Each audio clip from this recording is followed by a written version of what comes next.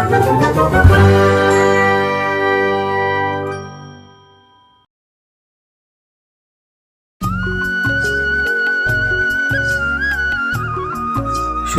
জঙ্গলে টুনটুনি পাখি তার মেয়ে ডুগডুগির সাথে থাকতো।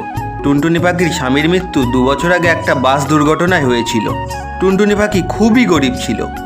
টুনটুনি পাখি নিজের ঘর চালানোর জন্য লোকের বাড়িতে কাজ করত। একদিন টুনটুনি তার বাচ্চাকে বলল, ডুগডুগি, দেখছি তুই কদিন ধরে স্কুলে যাচ্ছিস না, কি হয়েছে তোর? মা, তুমি আমার স্কুলের ফিস জমা দাওনি, ওই জন্য স্কুলের মাস্টার স্কুল থেকে আমার নাম কেটে দিয়েছে। কি, তোর নাম স্কুল থেকে কেটে দিয়েছে? তা আমাকে বলবি তো নাকি? দাঁড়া, আমি এক্ষুনি গিয়ে টাকা ধার করে নিয়ে আসছি এবং তোর স্কুলে গিয়ে সব টাকা দিয়ে আসছি। টুনটুনি পাখি টাকা ধার করার জন্য জমিদারের কাছে যাচ্ছিল। ঠিক তখনই রাস্তায় তার সাথে কাকের দেখা হয়। কি রে টুনি, কোথায় যাচ্ছিস এত হন্ততন্ত হয়ে? তোকে কতবার বলেছি তুই আমার সাথে বিয়ে করে নে, কিন্তু তুই তো আমার প্রস্তাবে রাজিই হোস না। তুই তো জানিস আমি তোকে কত ভালোবাসি, কিন্তু তুই আমার ভালোবাসাকে অস্বীকার করে ওই বোকা কাকের সাথে বিয়ে করলি।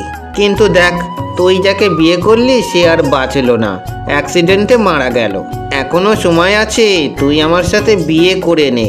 আমি তোকে আমার রানী করে রাখবো, আমার রানী। এটা কি রকম ব্যবহার? তুই আমার রাস্তা কেন বারবার আটকাস? এত রাগ করে না টুনি, এত রাগ করা শরীরের পক্ষে একদমই ভালো না। দেখ কালু, তুই যদি এখন আমার সামনে থেকে না সরে যাস তাহলে আমার থেকে কেউ খারাপ হবে না, এই বলে দিলাম। ও টিয়া, একটু শুনে যাও তো। এই কালো কাক আমার সাথে বদমাইশি করছে, আমার রাস্তা আটকে দিয়েছে, আমাকে যেতে দিচ্ছে না। কি রে কালু, এই অবাগা টুনি পাখিকে কেন জ্বালাতন করছিস? তাড়াতাড়ি পালা এখান থেকে, না হলে আমি তোকে এখান থেকে মেরে বিদায় করব। দেখ টিয়া, তুই আমাদের মধ্যে আসিস না। তুই যেখানে যাচ্ছিলি সেখানে যা, না হলে তোকে এখান থেকে আমি মেরে বিদায় করব। এইভাবে তিনজনের গলার আওয়াজ শুনে আশেপাশের পাখিরা এসে ভিড় জমাতে থাকে। এত ভিড় দেখে কালো কাক ওখান থেকে চলে যেতে বাধ্য হয় এবং টুনটুনি পাখি অনেক চিন্তিত হয়ে পড়ে। কোনো রকমে ওখান থেকে নিজেকে বাঁচিয়ে জমিদারের কাছে যায় এবং ওখান থেকে কিছু টাকা ধার করে নিয়ে আসে। দেখ ডুগডুগি, আমি তোর স্কুলের ফিস দেওয়ার জন্য টাকা ধার করে নিয়ে এসেছি। কালকে গিয়ে এই টাকা স্কুলে জমা দিয়ে আসবো, যাতে তুই কালকে থেকে আবার স্কুলে যেতে পারিস। আমি চাই তুই খুব পড়াশুনো কর এবং বড় হ। আমার মতো যেন অশিক্ষিত না থাকিস, আমার মতো তোকে যেন খেটে খেতে না হয়। মা, সব ঠিক আছে বুঝতে পারছি, কিন্তু তোমাকে দেখে এত দুঃখী কেন মনে হচ্ছে? জমিদার মশাই কি তোমাকে কিছু বলেছে? না ডুগডুগি, তেমন কোনো ব্যাপার না। তুই এসব নিয়ে মাথা ঘামাস না, তুই মন দিয়ে পড়াশোনা কর। ঠিক পরের দিনই টুনটুনি পাখি তার মেয়ে ডুগডুগিকে নিয়ে তার স্কুলে যায় এবং সব টাকা দিয়ে আসে। এবং টুনটুনি পাখি যখন তার নিজের বাড়িতে আসে তখন এসে দেখে যে তার বাড়ি ভেঙে চুরে পড়ে আছে। এ ভগবান, এটা কি হলো? আমাদের বাড়ি ভেঙে গেল কি করে? কোনো ঝড় বৃষ্টি কিছুই আসলো না, আমাদের ঘর ভেঙে গেল।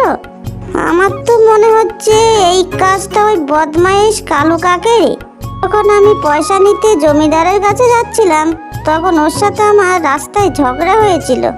এই কাজটি নিশ্চয়ই ওর। এখানে আমরা থাকবো না, চল ডুগডুগি, আমরা অন্য কোথাও চলে যাই। কিন্তু মা, আমরা এখন কোথায় যাব? আমরা এত দূরে চলে যাব যেখানে ওই কালো কাকের ছায়া পর্যন্ত পড়বে না।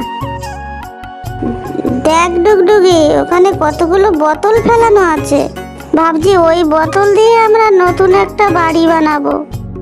এইভাবে মা এবং মেয়ে ওই বোতলগুলোকে এক জায়গায় করে এবং সেই বোতলগুলো দিয়ে একটা সুন্দর বাড়ি বানিয়ে ফেলে। মা, এই ঘরটি দেখছি তো আগের ঘরের তুলনায় অনেক ভালো হয়েছে, আমার তো খুব আনন্দ হচ্ছে।